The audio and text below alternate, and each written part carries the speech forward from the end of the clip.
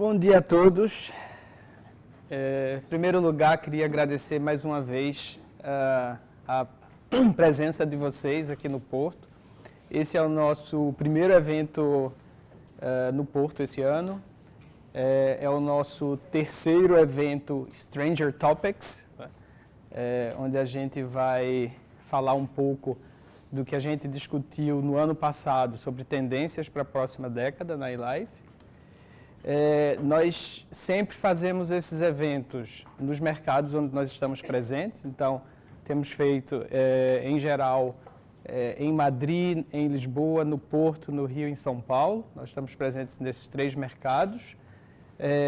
Essa semana já fizemos em Lisboa e agora vamos fazer no Porto duas edições, uma hoje e outra amanhã. A Lisboa foi só uma, então Porto 2-1. Aí... o que é que a gente vai apresentar hoje para vocês, e eu queria também que a plateia pudesse participar durante ou no final com observações e perguntas, porque acho que sempre há muito boas colaborações da parte da audiência e de sua vivência. Em primeiro lugar, esta é uma apresentação otimista, ou seja, a gente tem sempre um bombardeio na mídia, nas redes sociais, dos apocalipses, do clima e de todos os temas negativos. E hoje a gente vai dar uma pausa, né, em todo esse pessimismo global e a gente vai ter uma pegada mais otimista em relação à ciência e tecnologia, em particular o digital, né? E essa é um pouco a apresentação de hoje, ou seja, a temática é um pouco mais otimista, não quer dizer que a gente não tenha conhecimento dos perigos e das ameaças de todas essas novas tecnologias, mas a gente vai tentar apresentar uma perspectiva de como a tecnologia pode, de fato, ter um impacto positivo na sociedade e na economia. Tá? Então, é um aviso importante, essa é uma apresentação otimista.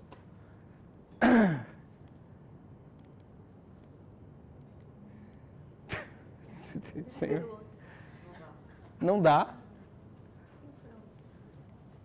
Que estranho. Ela sempre... Pois, vai passando, então. Vai passando. Obrigado. Tá, né? Pois, assim, né? Sim, já está. Ok. Bom, então, no ano passado, nós começamos a discutir internamente tendências, né? A gente acha muito importante discutir internamente e olhar para o futuro e desenvolver novos produtos e serviços para nossos mercados, de acordo com o que está acontecendo no mundo. E nós fizemos um trabalho mais amplo, né, de olhar a tecnologia, não só dentro da nossa caixinha de marketing, de inteligência artificial, mas olhamos um pouco as tendências de outros segmentos.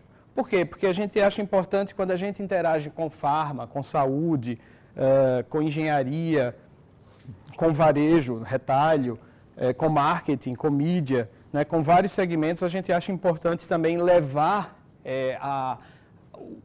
o atual ou a atualidade da tecnologia para esses clientes, ou seja, tentar nos posicionar também não somente como vendedores de ferramentas e de tecnologias para um segmento de comunicação, mas tentar nos posicionar como um parceiro para cada segmento.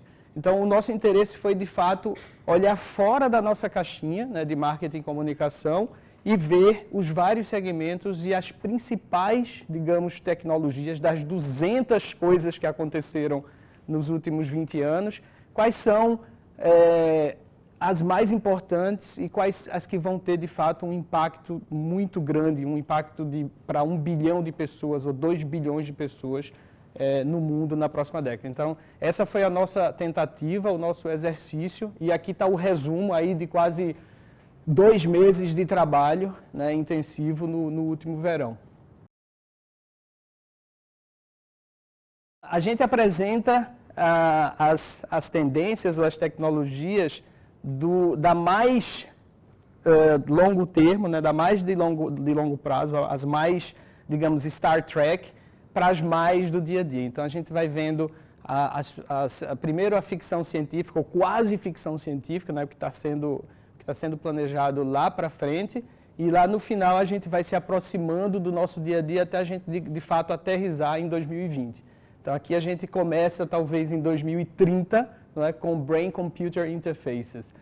Então esse segmento me chamou a atenção principalmente porque no ano passado o Facebook Reality Labs ele comprou uma empresa, né, chamada Control Alt de Brain Computer Interface. Né? E a ideia dessas empresas de fazer interface cérebro-máquina é principalmente na área de saúde. Né? Nós temos um conjunto grande de moléstias e doenças, desde paralisação de membros até depressão, burnout, uma série de moléstias do século XXI, inclusive, que podem ser tratados, né, por chips biológicos. Então, essas empresas, elas têm a pretensão de entender a fundo a neurobiologia e construir pedaços de hardware, de chips, que possam atuar, né, durante algum tempo no cérebro das pessoas que sofrem de algum tipo de coisa. Então, por exemplo, eu mandei um e-mail para a Paradromex, né? Por sorte, o fundador da Paradromex me respondeu e me disse que eles estão trabalhando num chip para pessoas que perderam locomoção parcial ou totalmente e pretendem começar testes já em 2024. Então, é tão próximo quanto isso esse tipo de tecnologia. Por outro lado, né, as interfaces com o cérebro também, a Neuralink e o Facebook, eles têm a pretensão de criar máquinas e dispositivos que possam ser controlados por nossas ondas cerebrais. Ou seja, basicamente você pensa e a sua série da Netflix começa automaticamente. Então, é algo aí bem longo prazo, né?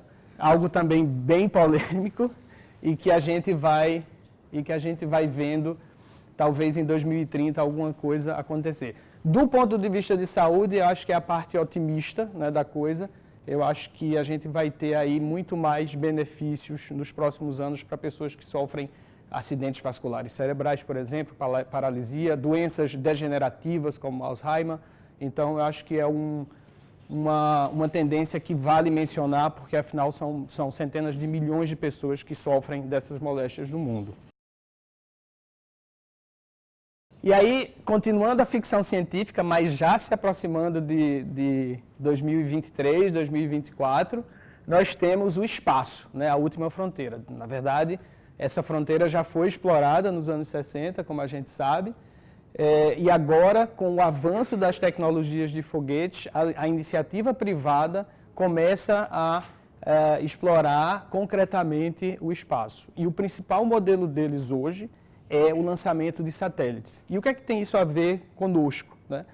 O modelo de negócio de lançar satélites é justamente prover internet a baixo custo para a maior parte da população do mundo que ainda não possui internet. Ou seja, a gente tem uma visão muito eurocêntrica ou norte-americana, mas a gente sabe que na América Latina, na África, em várias regiões da Ásia, inclusive na China e na Índia, milhões ou centenas de milhões de pessoas ainda não possuem acesso à internet.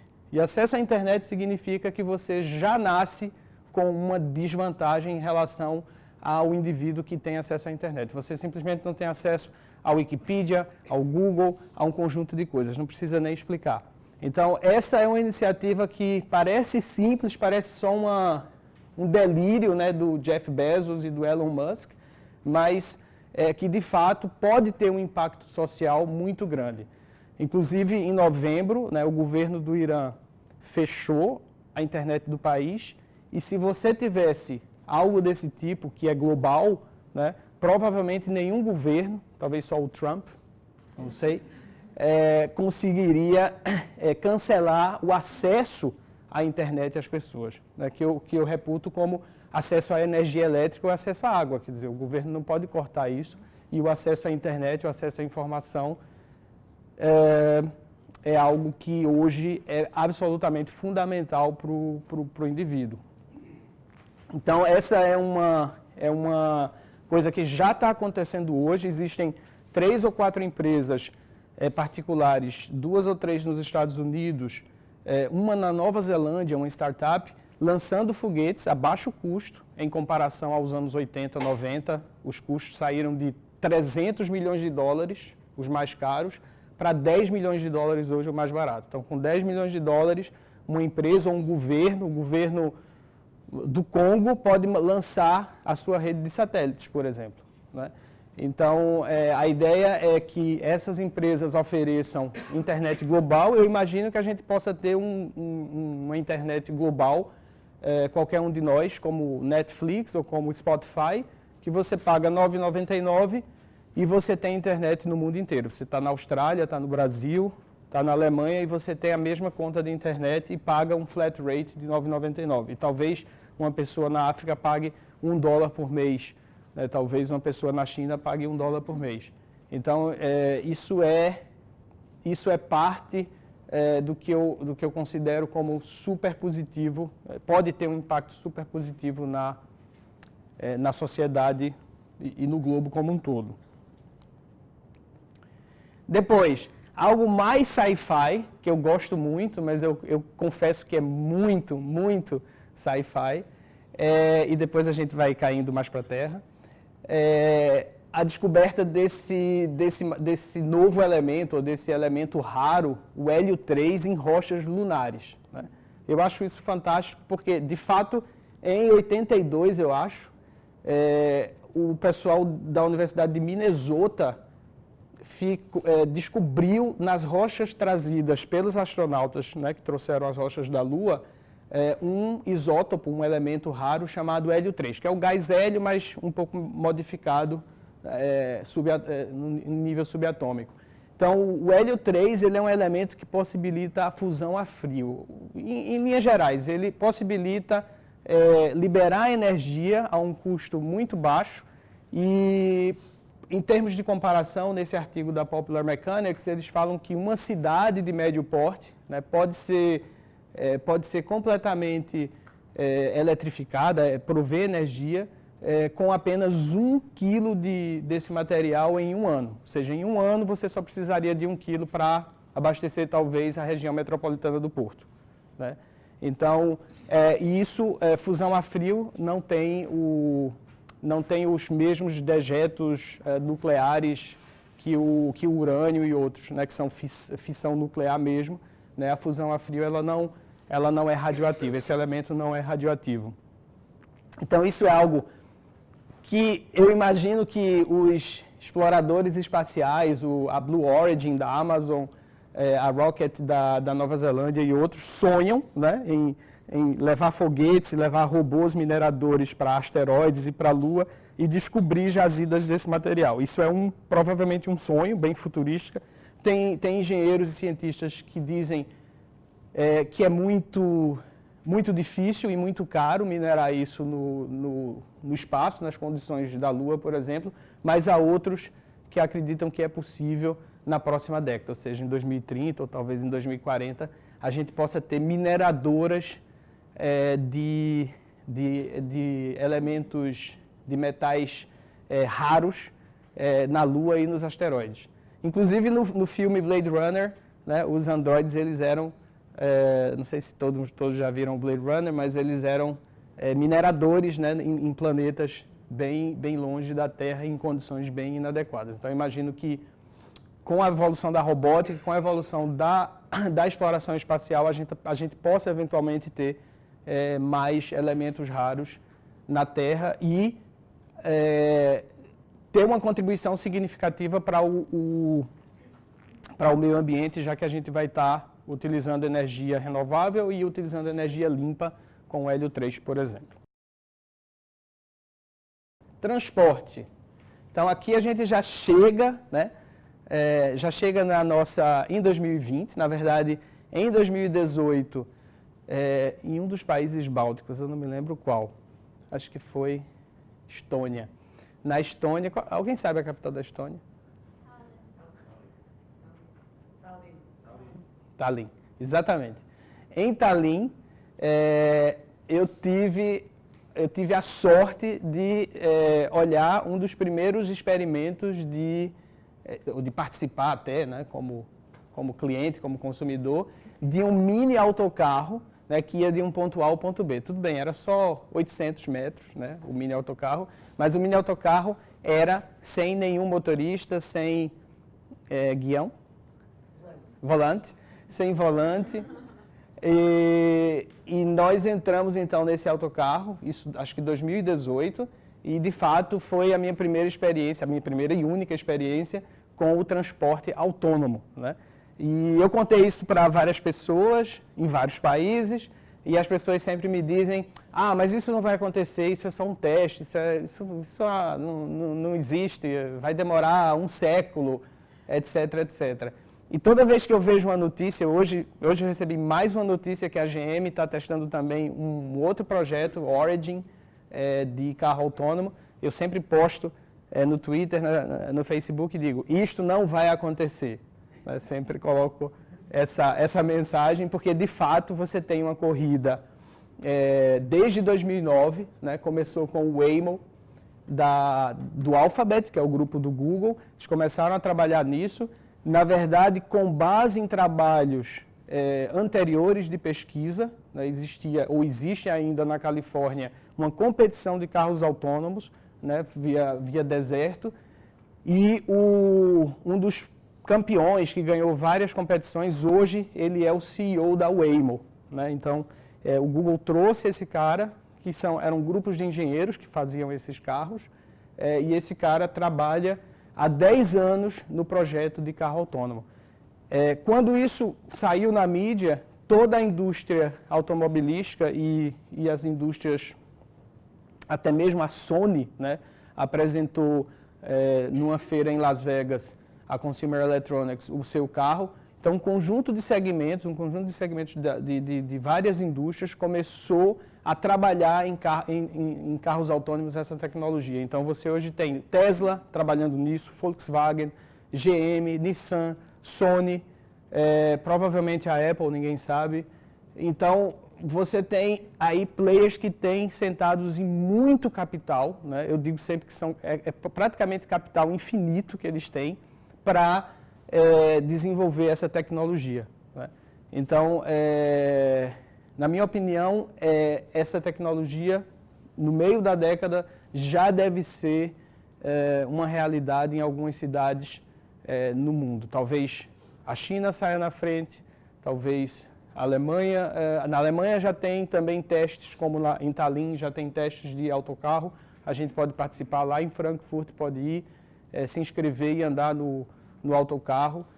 E eu acho que há cidades muito mais, digamos, vai ser muito mais uma vontade política, né, de implantar, porque é uma tremenda responsabilidade confiar na inteligência artificial para transportar pessoas. Então vai ser muito mais uma questão de adequação, de adoção política, do que somente de tecnologia.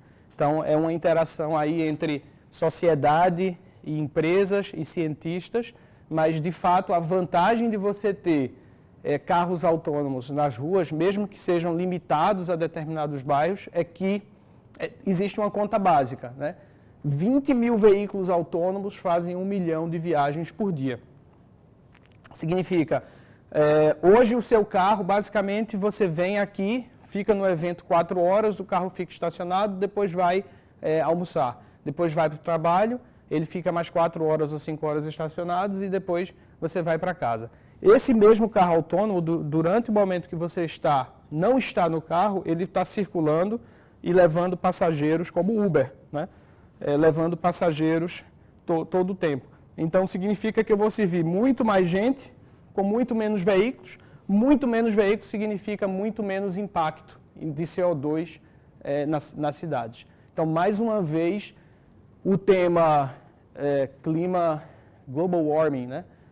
Mudança climática, tem a ver, chega muito perto, ou é um driver, um vetor, para incentivar esses tipos de desenvolvimento. Ou seja, de um lado, nós temos medo da inteligência artificial e jamais vou entrar num carro sem motorista. Do outro lado, você sabe que se você tiver esse sonho realizado, você tem um impacto no clima menor. Então, são duas forças opostas, né?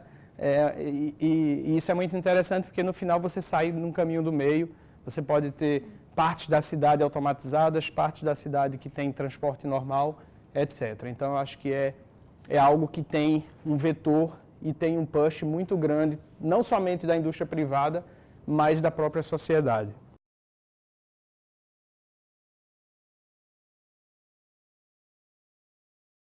Aí a gente entra em algo que já é de fato corriqueiro, né? Que já é de fato corriqueiro.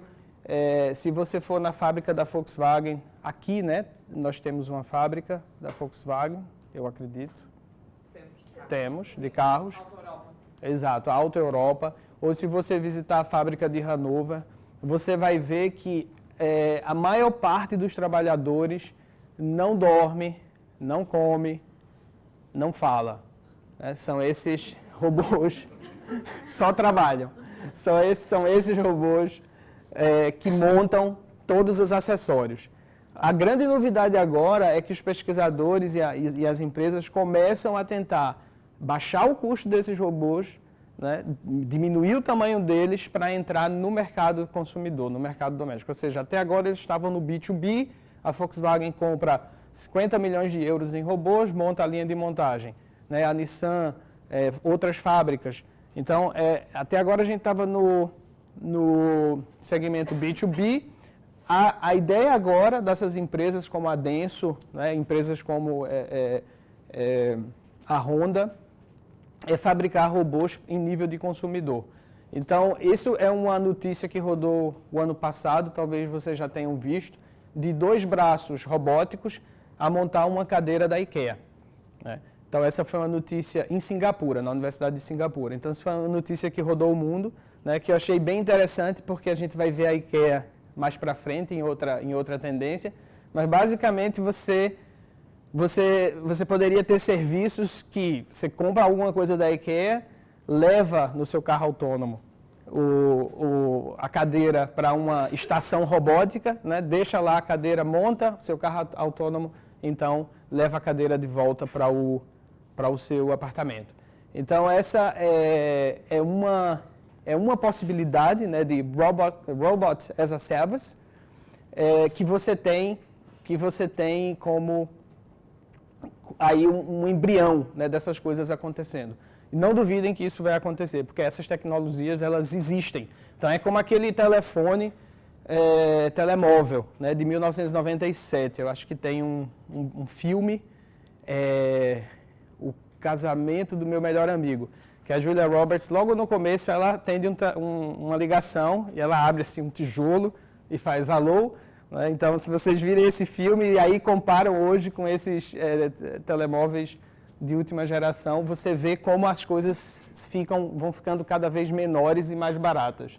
Então, aqui a ideia é você ter, de fato, serviços, né, as a service, provavelmente, num primeiro momento, não um robô dentro da sua casa, que faça tudo, multitarefa, mas um robô, uma estação robótica que possa fazer coisas para você. Desde consertar o seu carro, se você tiver carro, até a sua bicicleta ou montar um móvel especificamente. Ou o robô vem até a sua casa, sobe e monta um conjunto de coisas. Né? Então, 2 braços robóticos que você pode alugar e montar um conjunto de coisas dentro da sua casa.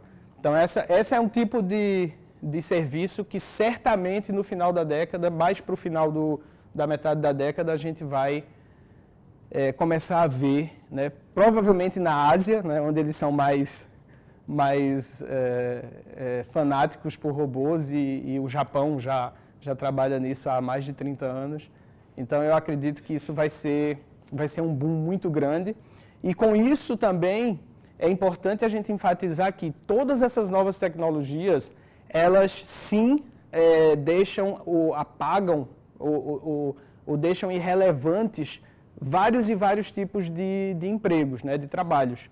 Mas, ao mesmo tempo, elas criam possibilidades de outros empreendedores criarem empresas e executarem ideias em cima dessas plataformas. Ou seja, um robô é uma plataforma e você pode, dentro da sociedade, dentro dos vários segmentos econômicos, você pode ter ideias de negócios que rodem, né, que sejam executadas em cima dessa plataforma robótica. Então, alguém aqui no Porto pode ter a ideia de fazer comprar um conjunto de robôs e fazer essas estações robóticas, Robot as a Service, e já cria um negócio que emprega 50 pessoas. Outra pessoa em Madrid faz a mesma coisa. Outra pessoa vai se especializar em instrumentos musicais e robôs que consertam instrumentos musicais ou afinam instrumentos musicais. Então, você tem uma transformação, né, de fato, quando você apaga empregos, e a gente vê isso direto na mídia, porque a mídia vende notícias negativas, é assim que eles sobrevivem,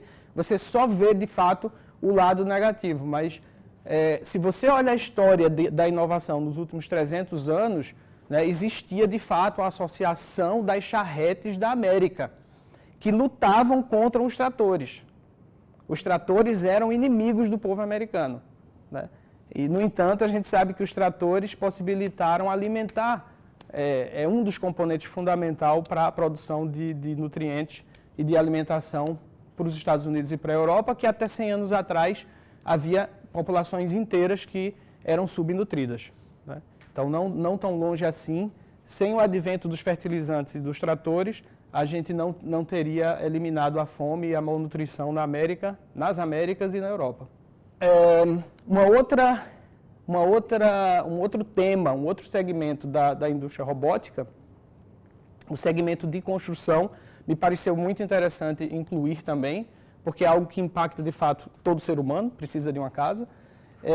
Esse é um projeto de Zurich, pode passar, e o outro é um projeto da Holanda, né, de Eindhoven, na Holanda. São, de fato, casas construídas com impressoras 3D, CAD, o software CAD, e drones, né, e máquinas e braços robóticos completamente construídas sem intervenção humana, ou provavelmente alguma pouca intervenção humana, e que vão ser, de fato, vivendas, pessoas vão habitar essas casas em Eindhoven, lá na Holanda, né? Recentemente houve uma outra notícia de uma empresa chinesa que estava implantando ou construindo essas casas a $10 mil, né, casas no México, para uma comunidade pobre. Eu acho que também rodou o mundo essa notícia. Então, há provavelmente uma dezena de empresas e startups na área de construção civil, na área de construção de casas, trabalhando com robótica para diminuir o custo, otimizar a utilização do material, porque quando você tem impressoras 3D, você otimiza, você praticamente não tem perda de material, perda de cimento, perda de todos os componentes da construção civil. E você tem, no final do dia, você tem a diminuição do custo dessa habitação. De novo, tudo no final é economia, né? Como você consegue diminuir o custo disso para que você consiga dar mais acesso ao produto, ao recurso para as populações que não têm o padrão europeu, o padrão norte-americano de vida, né? Então, eu imagino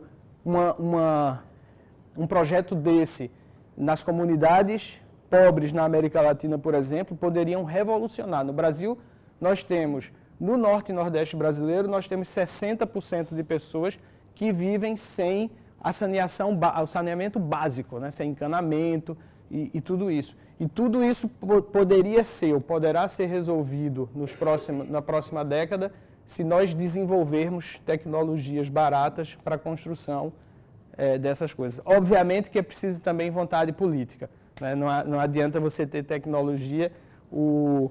Existe um documentário do Bill Gates na Netflix que ele mostra como é difícil convencer países e cidades a adotar certas tecnologias de saneamento básico, por exemplo, né? Não adianta você ser o homem mais rico do mundo, não adianta, né? Dinheiro não é tudo, tecnologia não é tudo. Você tem, de fato, que convencer sociedades inteiras a adotar novos padrões de consumo, novos padrões tecnológicos. Então, eu acho que tecnologia é um componente, obviamente, super importante, mas você tem que também combinar com vontade política. Por hora, vocês querem perguntar alguma coisa, fazer alguma observação? Posso ir? Eu ia tomar água se alguém perguntasse, mas eu vou tomar mesmo assim. Bom, para encerrar a robótica, nós temos esses outros projetos na área de agricultura. De novo, um grande tema, um tema super horizontal. E são fazendas, a ideia é ter fazendas verticais, né, de plantas e de legumes, com 0 pesticidas e muito menos água. Eles dizem que cerca de 90% menos água do que uma plantação comum, porque são todas tudo é automatizado, ou seja, a planta, a máquina, os algoritmos sabem exatamente quanto de água cada planta precisa. Como eles estão num ambiente fechado, os insetos também, só os insetos bons, né, os insetos que vão polinizar as plantas que são colocados artificialmente lá dentro, e você tem uma produtividade gigante por metro quadrado. Mais uma vez, isso tem um impacto nas grandes cidades, porque como você precisa de menos metro quadrado, né, é tudo vertical, você pode ter centros próximos às grandes cidades, e você pode diminuir o custo e o impacto ambiental do transporte desses produtos. Então, a ideia de você ter uma vertical farm, né, e tem várias startups no UK, na Califórnia, em Nova York, pelo menos eu vi 3 vídeos, né, sobre vertical farms nesses lugares. A ideia é você ter, de fato, alimentação saudável, sem pesticidas, economizar água e economizar energia do ponto de vista de transporte. Então, você tem numa cidade como Porto, ou na região metropolitana, você poderia ter lá em Lessa, por exemplo, ou lá na Maia, uma fazenda vertical que pudesse alimentar boa parte da população da cidade sem fazer transporte de longos percursos. Então, essa é uma tecnologia também que depende intensivamente dos desenvolvimentos de inteligência artificial e depende intensivamente do capital, ou seja, depende de que empreendedores, empresários desenvolvam esses projetos e desenvolvam modelos de negócios viáveis. Gostava de acrescentar também que existe um projeto super interessante na Colômbia e que eles também criam estas plantações verticais dentro da cidade, por ser uma cidade super poluída. E estes jardins verticais eles colocam nas vigas, nos prédios, em vias públicas e aumentam o número de oxigênio e tornam a cidade mais verde. E depois existe uma componente muito interessante junto com a publicidade, em que basicamente as grandes empresas de outdoors digitais acabam por criar sinergias com estas empresas de jardins verticais e acabam por investir, colocando lá publicidade e ao mesmo tempo trazendo estes jardins verticais para a cidade. E na Colômbia foi um projeto super gigante e super interessante. Fantástico. Eu vi um projeto desse também em Berlim. Em Berlim, eu acho que também Copenhague nos jardins, né, rooftops, né, também. Acho que Nova York tem uma tendência bem grande de a gente já ver, acho que até em Madrid ou Valência, ou uma cidade espanhola eu vi também. E de fato é isso, é uma tendência. Em Berlim eu não sei se é automatizado, essas da Colômbia não são automatizadas, né, são normais. Mas de fato há uma tendência da agricultura urbana, né? Inclusive na Alemanha as pessoas, e aqui acho que também, as pessoas plantam coisas dentro da sua casa, né? Engraçado que, por exemplo, no Brasil não se tem esse hábito, né? Num país que tem 28 graus o ano inteiro, você não tem o hábito de ter um alecrim na sua casa. Mas é uma questão de fato de adoção, né? De fato, se sei lá, uma celebridade lá na TV brasileira começar a mostrar isso, ou no Instagram, fazer o selfie, pronto. Então é muito mais rápido também viralizar certos hábitos saudáveis, né? Então, saindo de robótica e espaço e Brain-Computer Interface, a gente vai se aproximando da nossa realidade do dia a dia, né? As coisas que a gente começa já a utilizar e que já utiliza de fato, por exemplo, no Instagram. Então, o tópico Extended Reality já é nosso velho conhecido, né? A maioria dos adolescentes hoje em dia começaram com o Snap, agora Instagram e acho que tem TikTok também, né? Já utilizam certas técnicas de realidade estendida, né? Quando você tem aqueles fotos com o coelhinho, ou quando você dubla uma música no TikTok, você está utilizando técnicas de realidade estendida. Por quê? Porque você tem a sua realidade e você está produzindo uma realidade a mais, uma realidade plus 2.0, utilizando algoritmos. Utilizando algoritmos do Instagram, utilizando algoritmos do TikTok. Como é que funciona? Você tem que ter tecnologia, inteligência que reconhece a sua face, reconhece os seus olhos, a sua boca, para que posicione lá os elementos novos que vão compor a nova realidade. Então, Extended Reality é uma realidade, já é concreto, né? A gente já utiliza na publicidade. Entretanto, na nossa opinião, né, no nosso brainstorm, a gente acha que vai haver uma indústria que vai se beneficiar ainda mais e que vai ter um impacto bem maior do que só os selfies com coelhinhos no Instagram, e que é a educação, né? Então, educação é mais um tema transversal, como agricultura, como saúde, como habitação, né? Se vocês perceberem, as tendências elas estão associadas a temas transversais e globais, universais. E essa é uma cena essa é uma imagem do website da Coursera, né? A Coursera, acho que a maioria de vocês conhece, é uma empresa americana que congrega várias universidades topo, né?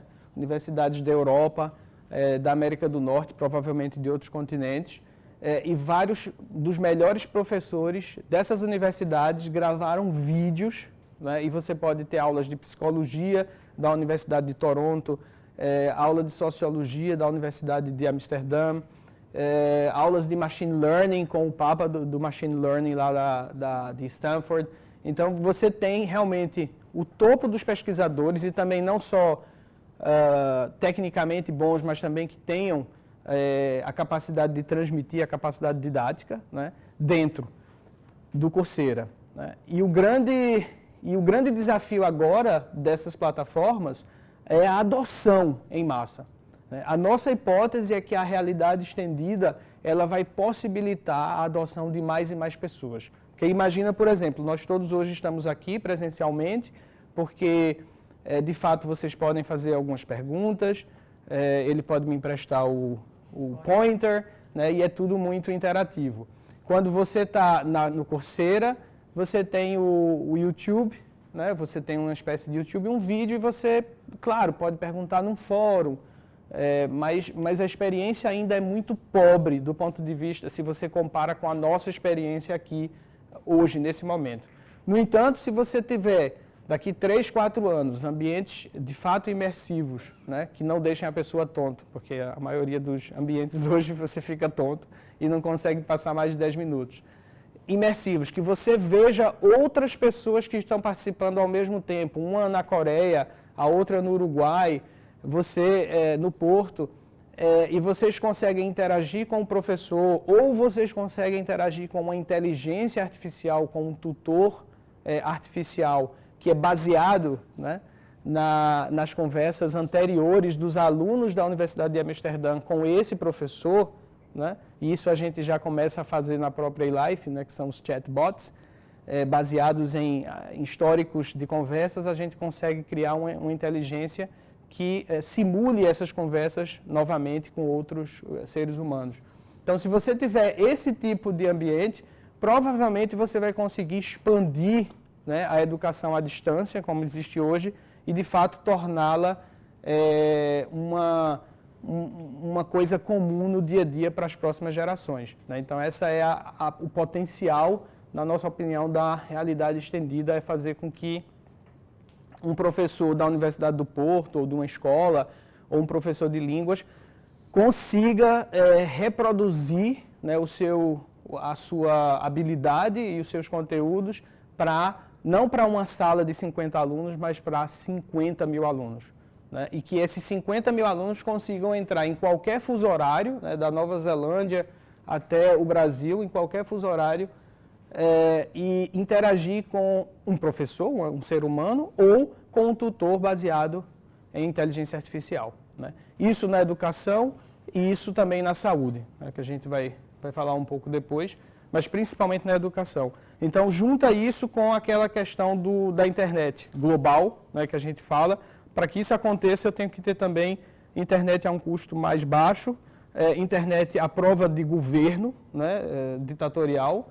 Então, a gente pode ter um serviço 24/7, né, se a gente tiver esses dois vetores, o desenvolvimento da inteligência artificial com realidade aumentada e com a internet globalizada. Então, as coisas se juntam, né? Uma tendência, um segmento, ele complementa o outro segmento. Então, e eles aceleram esse processo, são vetores de crescimento.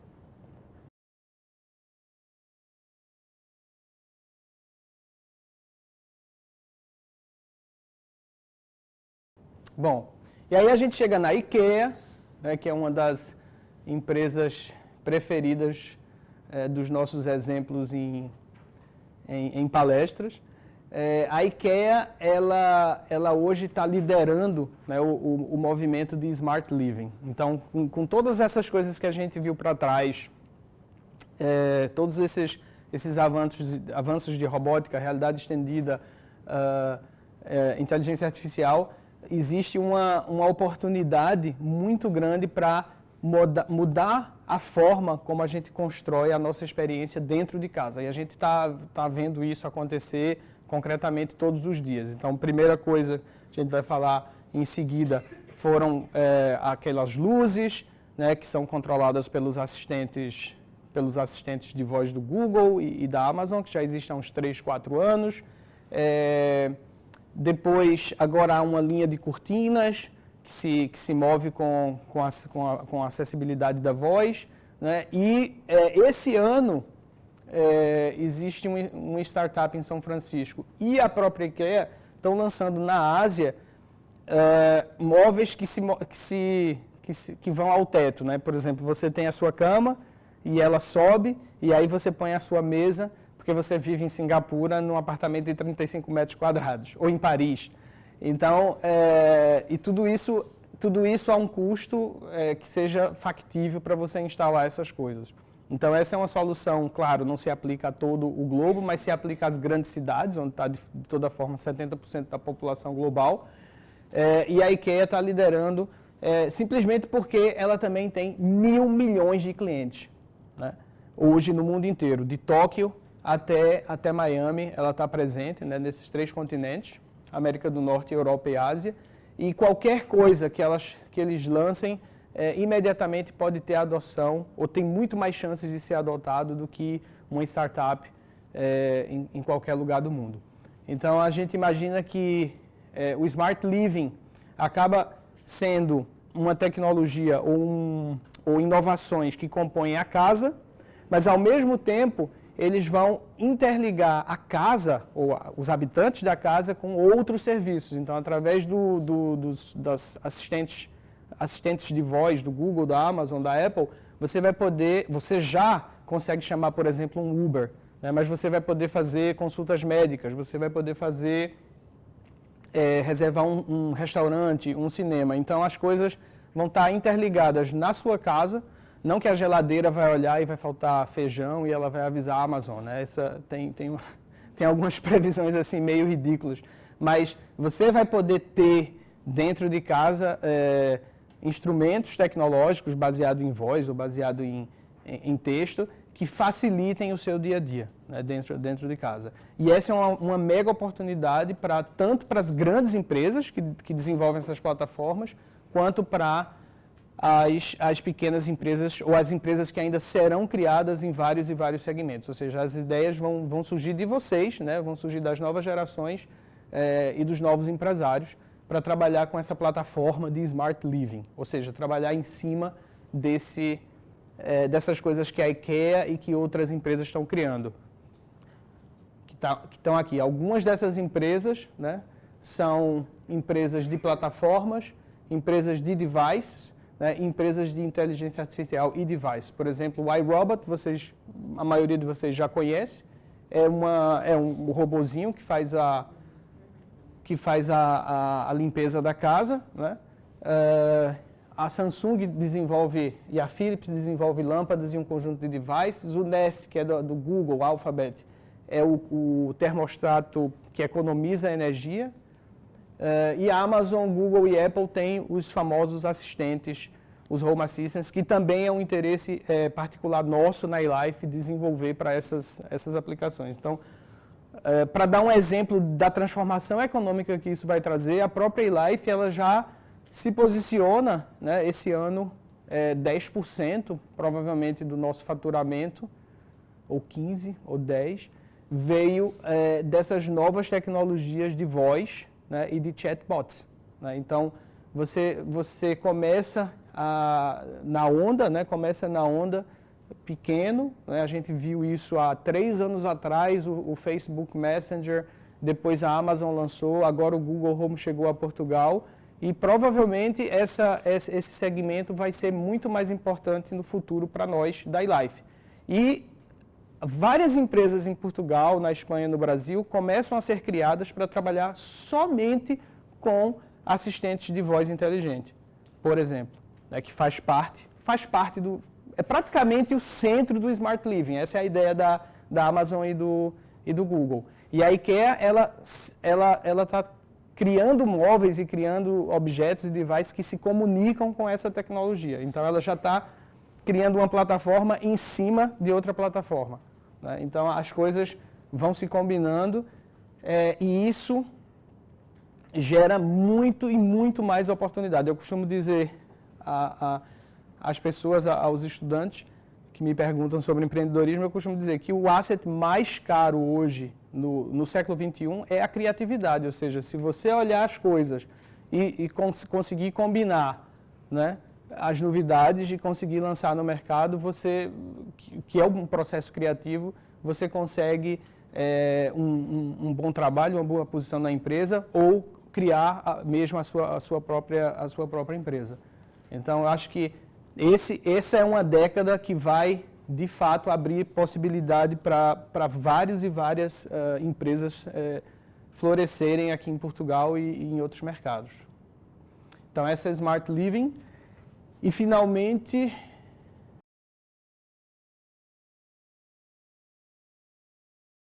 é uma continuação do Smart Living, né, que é o Natural Language Understanding. Então, antes de tudo isso, havia Alan Turing, né, que morreu em 50 e que foi quase como o fundador, o criador no século XX do conceito de inteligência artificial e do conceito de Natural Language Understanding. Então, essa é uma área que vem sendo pesquisada há mais de 60 anos, é uma área que é muito difícil, é uma área extremamente complicada de lidar, e que finalmente em 2020 a gente começa a ver os primeiros resultados. Então, acho que bem antes disso a gente conseguia falar com os carros já algumas pessoas já conseguem falar com o Siri, alguma coisa, mas na maioria das vezes a nossa experiência ainda deixa muito a desejar, né? Eu costumo ouvir de pessoas que não são da área de IA, né, que máquina estúpida, como se a máquina, coitada, tivesse a obrigação de ser super inteligente, né? Ela é só um bando de algoritmos. Mas a gente acredita de fato que para domínios específicos já é possível hoje criar entidades inteligentes para atender um conjunto de demandas do ser humano. Então, a navegação via Google Maps, que não existia, eu me lembro em São Paulo, em 2001, né? Não sei se vocês já estiveram em São Paulo, mas é uma cidade indomável, né? Você não consegue, se você perder uma rua, acabou. 2 horas.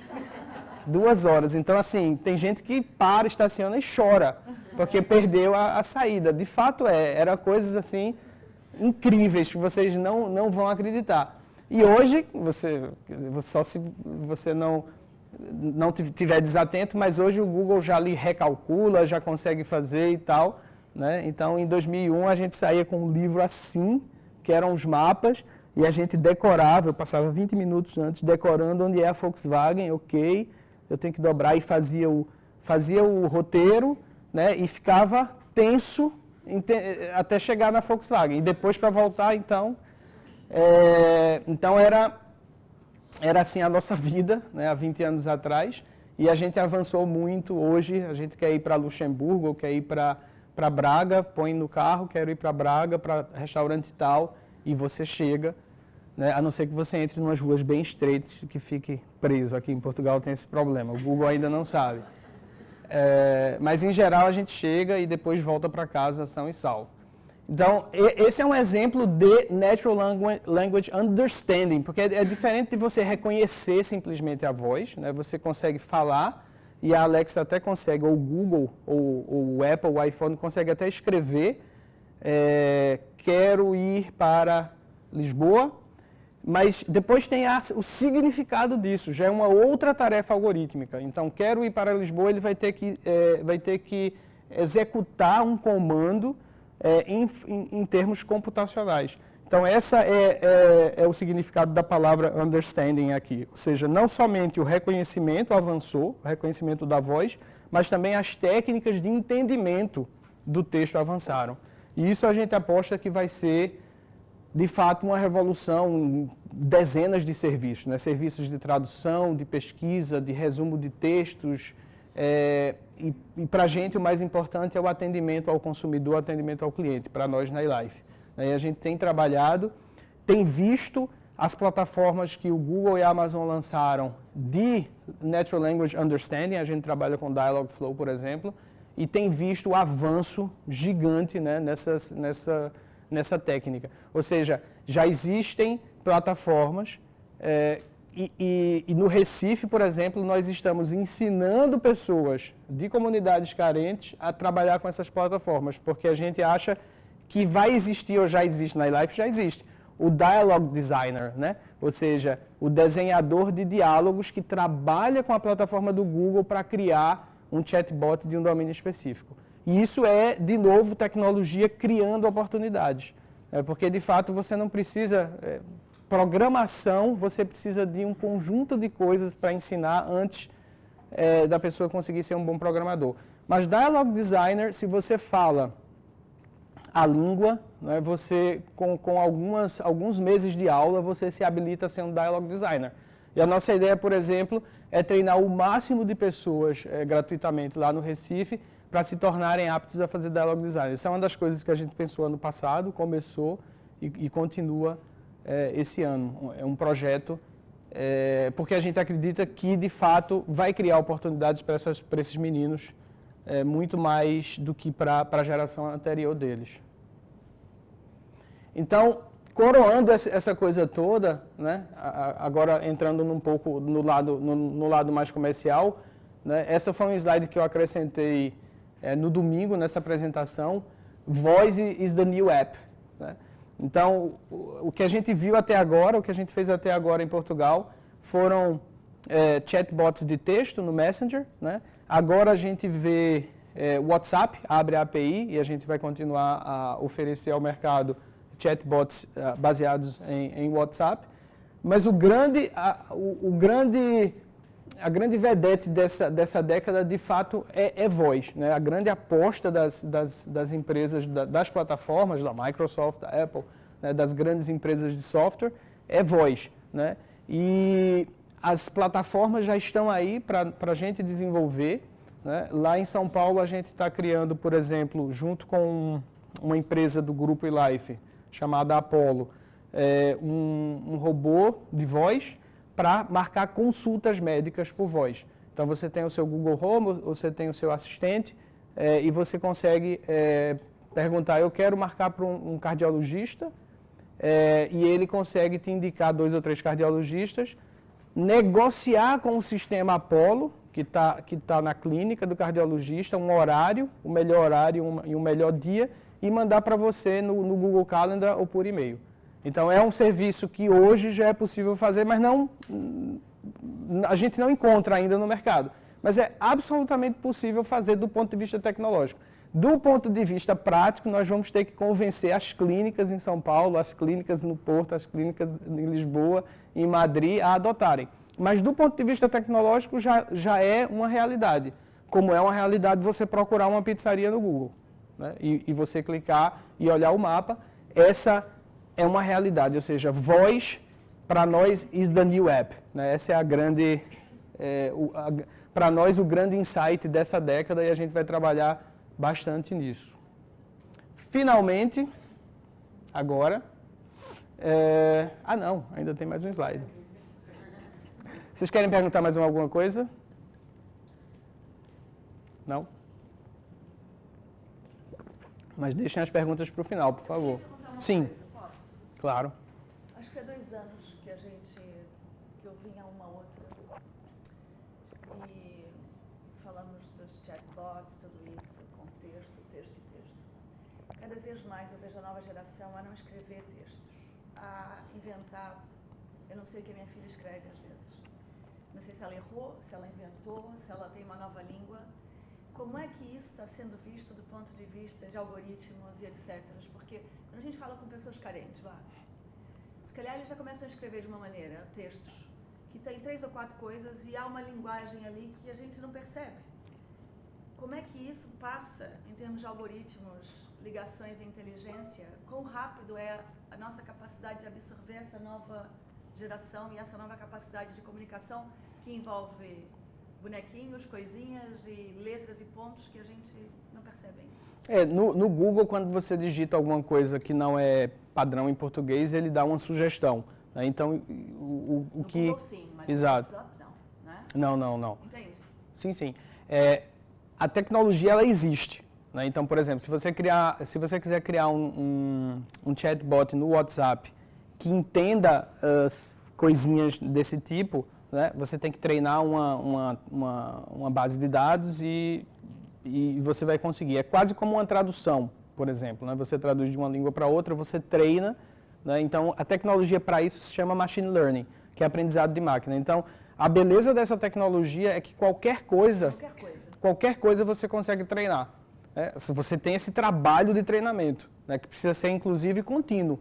Então, por exemplo, no BuzzMonitor, na nossa ferramenta, a partir de 100 perguntas e respostas, ele começa a sugerir. A nova pergunta chega e ele sugere respostas para o atendente, por exemplo. Por quê? Porque eu tenho um módulo de machine learning que a partir das 100 perguntas e respostas ele aprende. Mesmo com símbolos. Né?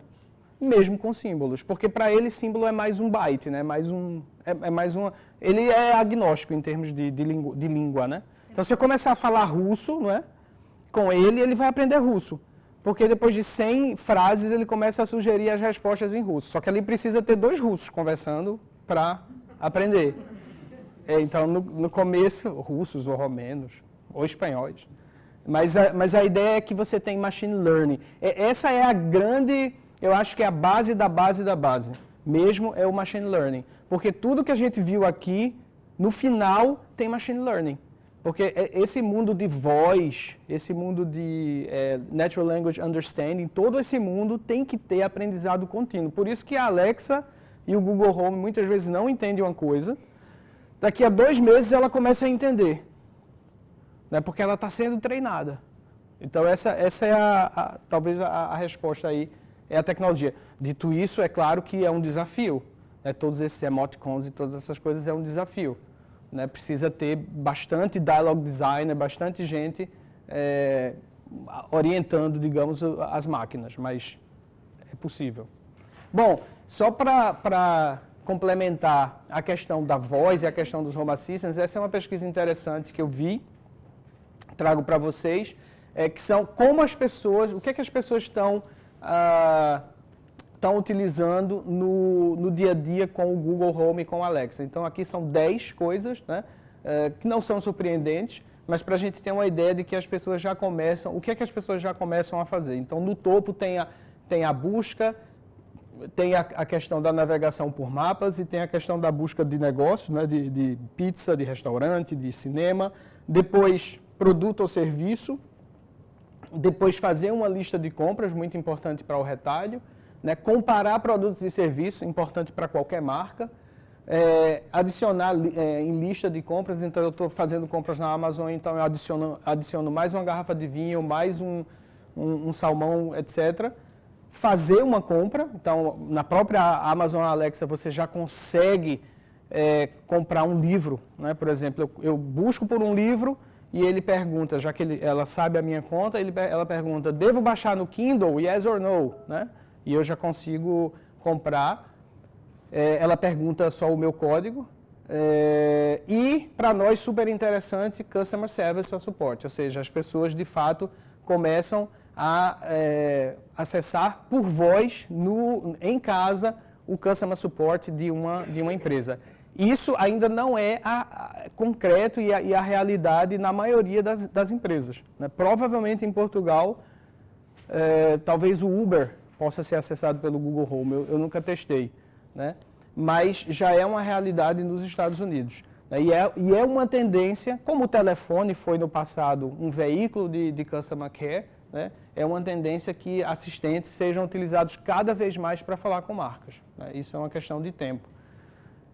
E também reclamando, providing feedback, né? Reclamando, elogiando um produto ou serviço, né? dentro da área de Customer Care. Então, eu acho que são oportunidades, aqui esses 10 hábitos se traduzem em oportunidades para o mercado e para as marcas, né? E é isso que a gente está concretamente olhando, né, com calma.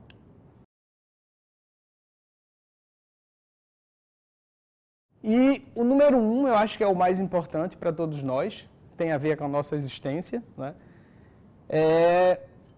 Uma matéria de capa, acho que de outubro ou de setembro da MIT Technology Review, Old Age is Over, né?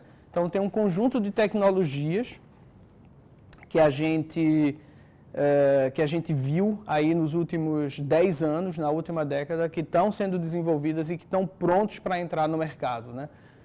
Desde a inteligência artificial, que a gente já falou bastante, até as terapias genéticas. Então, há 5 anos atrás, uma pesquisadora, acho que da Universidade da Califórnia, criou o primeiro processo CRISPR, que é um processo de edição de genes em tempo real, né? Você consegue, por exemplo, editar genes de células cancerosas para transformá-las em células saudáveis, uma das aplicações. Novos fármacos através da genética e fármacos, inclusive, customizados, né? E Smart Device Prevention as a Service, né? Acoplado à inteligência artificial, que é uma das áreas que a gente também está bastante interessado, dar alguns exemplos para vocês. Nessa matéria trazia, de fato, o avanço que foi no século XX, né? Um americano médio típico tinha morria aos 49 anos, né? A esperança de vida era de 49 anos.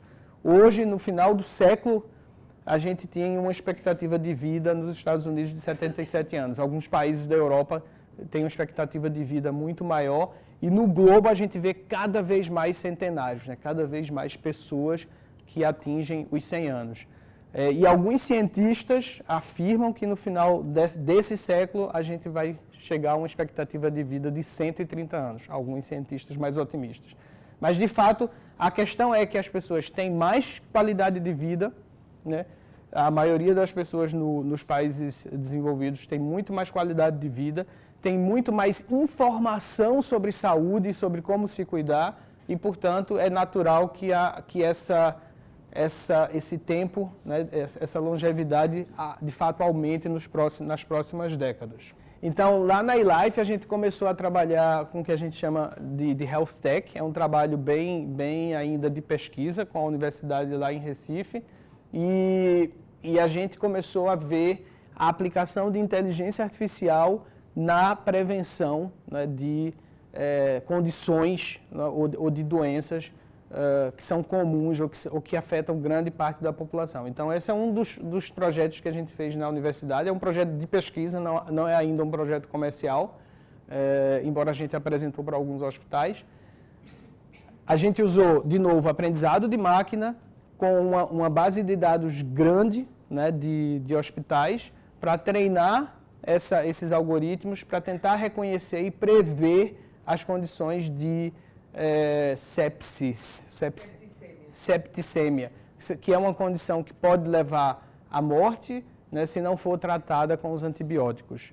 né? Então, no Brasil, esse cenário é bem ruim, 1/3 das pessoas na UTI, né, na unidade de terapia intensiva, sofrem de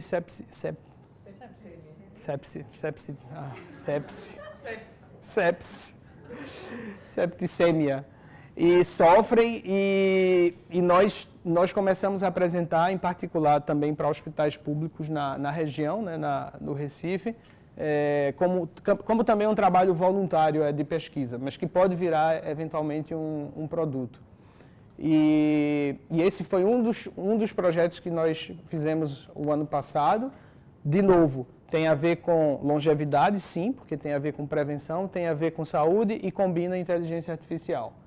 Depois temos o SafeCardio, que a gente trabalhou no início do ano passado. De novo, a mesma coisa. Você pega uma base de eletrocardiograma, pega aquelas aplicações de iWatch e de relógios Androids e tenta aprender sinais que correspondam à arritmia e outras condições anormais do ser humano.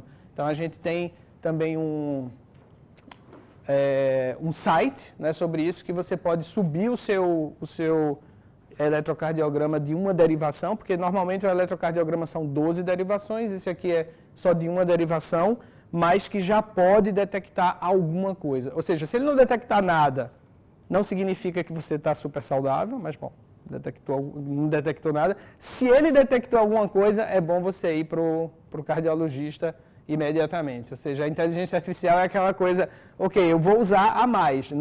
Ainda não é um médico, né, e nem tão cedo vai ser um médico, mas ela aumenta a awareness, né, ela aumenta na cabeça das pessoas, acaba sendo importante, né, fazer esse tipo de teste. Então, eu acho que tem um efeito psicológico, um efeito na sociedade de presta atenção no seu ritmo cardíaco. A maioria dos brasileiros nunca fez um eletrocardiograma. Não sei qual é o percentual em Portugal, mas no Brasil, a maioria dos brasileiros nunca fez um eletrocardiograma. Então, uma das ideias da gente, de novo, era levar para populações mais pobres no interior do estado, no caso Pernambuco, que é onde a gente trabalha com os programas sociais, levar esse tipo de projeto, esse tipo de sistema, para que ao menos a gente pudesse selecionar as pessoas que de fato precisavam de uma consulta médica no Recife ou no cardiologista mais próximo. Então, esse tipo de projetos está cada vez mais comum, é um casamento entre empresas de inteligência artificial e empresas de saúde, e é o que eles chamam de Prevention as a Service, né? Ou seja, é um serviço de prevenção. Antes que o infarto aconteça, ou antes que a sepse aconteça, você consiga usar a inteligência artificial para tentar antecipar a crise, o problema. Então, nossa hipótese, nossa previsão é que no final dessa década, essa indústria de Prevention as a Service vai ser uma indústria de $1 trilhão, né? Ou seja, a indústria de health hoje no mundo é uma indústria de $1 trilhão já. Mas, infelizmente, apenas 1/3 dos seres humanos tem acesso a healthcare, né? E a ideia é que você, com todo esse barateamento, através de algoritmos inteligentes, através de devices mais baratos, através de telemedicina, um conjunto de coisas, você cria um novo mercado com mais alguns bilhões de seres humanos. Então, existe uma oportunidade gigante, né? O Google, por exemplo, o Alphabet, tem uma empresa de health tech, né, nos Estados Unidos, está trabalhando muito, né, não tem nenhum produto no mercado ainda, mas sempre está anunciando coisas, né, em vários segmentos da saúde, e certamente ele vai entrar no mercado global de saúde e vai ser boa parte. Vão ter plataformas, de novo, que podem ser reutilizadas por empresas menores para pegar um pedacinho desse $1 trilhão no futuro. Tá? Então, essa é a novidade do ponto de vista econômico. Ou seja, o que é a longevidade e o que é que a inteligência artificial e o barateamento dessas tecnologias pode trazer. Mais geração de riqueza. Eu disse que essa palestra ia ser otimista. Não me matem. Pronto, e aí era isso que eu queria falar para vocês. Espero que vocês tenham muitas perguntas agora, muitos debates, muitas críticas, observações. E mais uma vez eu agradeço a presença de todos e até a próxima. Obrigado.